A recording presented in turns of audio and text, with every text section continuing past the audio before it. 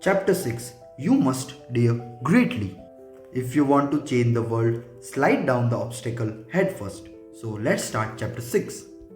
Standing at the edge of the 30-foot tower, I grabbed the thick nylon rope. One end of the rope was attached to the tower and the other end anchored on the ground to a pole 100 feet away. I was halfway through the seal obstacle course and I was on a record pace, swinging my legs over the top of the line and holding on for the dear life. I began to inch my way off the platform. My body hung underneath the rope, and with a caterpillar like motion, I slowly made my way, foot by foot, to the other end. As I reached the end, I released my grip on the line, dropped into the soft sand, and ran to the next obstacle. The other students in my class were yelling encouragement, but I could hear the seal instructor calling out the minutes. I had lost a lot of time on the slide for life.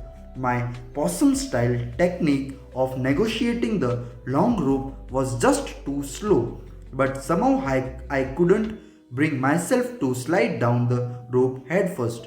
Going headfirst off the tower using a method called commando style was much faster but also much riskier. You were less stable on the top of the rope than hanging underneath, and if you fell and injured yourself, you would be washed out of the class.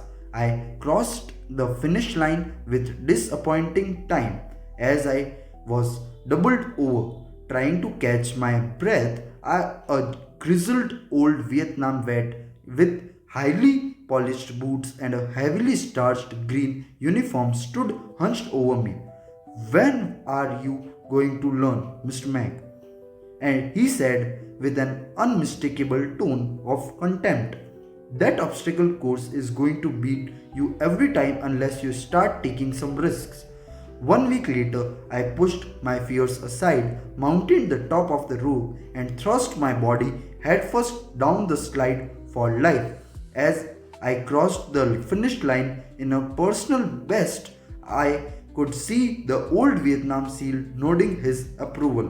It was a simple lesson in overcoming your anxieties and trusting your abilities to get the job done. The lesson would serve me well in the years to come. It was Iraq in 2004. The voice on the other end of the radio was calm but had an unmistakable sense of urgency. The 3 hostages we were searching for had been located.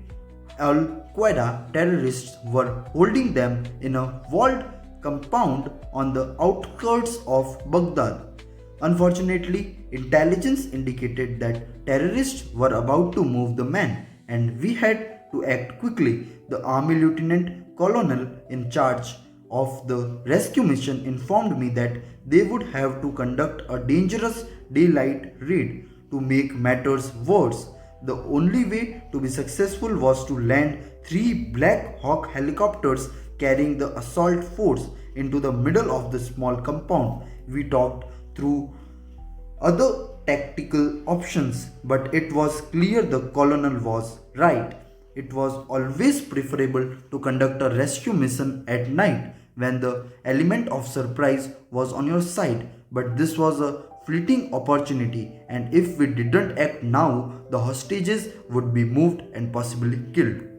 I approved the mission, and within minutes, the rescue force had boarded the 3 Black Hawk helicopters and was on its way to the compound. High above the Black Hawks, another helicopter was providing video surveillance back to my headquarters. I watched in silence as the 3 helicopters skimmed across the desert, just a few feet above the ground to hide their approach.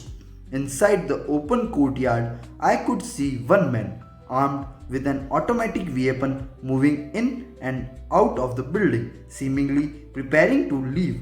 The hellos were 5 minutes out, and all I could do from my headquarters was listen to the internal communications as the rescue force made final preparations.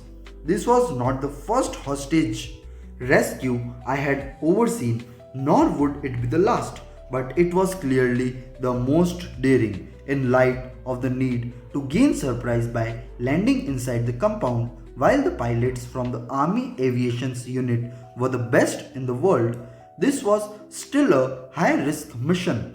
Three helicopters with blades extending beyond 60 feet were going to land in a space with only inches to spare.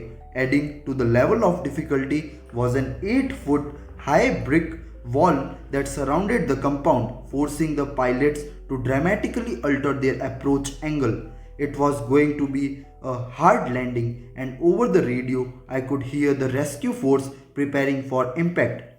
From the overhead surveillance, I could see the helicopter's final approach. The first aircraft flew flat and level, and then, as it crossed over the wall, the halo flared upward, settling into the tiny courtyard. Immediately, the rescue force exited the Black Hawk and began surging into the buildings. The second halo, right on the tail of the first, landed within a few feet of his companion. Dirt from the downwash of the helicopters caused a cloud of dust to encircle the landing area. As the third halo approached the compound, a giant plume of dust temporarily blinded the pilot. The front of the third halo inched over the wall, but the rear wheel clipped the 8-foot high barricade, throwing bricks everywhere. With no room to spare, the pilot forced the halo to the ground with a thud, but everyone inside was unharmed. Minutes later, I received word that all the hostages were safe. Within 30 minutes, the rescue force and the freed men were on their way back to safety. The gamble had paid off. Over the course of the next decade, I would come to realize that assuming risk was typical of our special operation forces. They always push the limits of themselves and their machines in order to be successful. In many ways, this is what set them apart from everyone else. However, contrary to what outsiders saw, the risk was usually calculated, thoughtful, and well planned. Even if it was spontaneous, the operators knew their limits but believed in themselves enough to try. Throughout my career, I always had great respect for the British Special Air Service, the famed SAS. The SAS motto was "Who dares wins."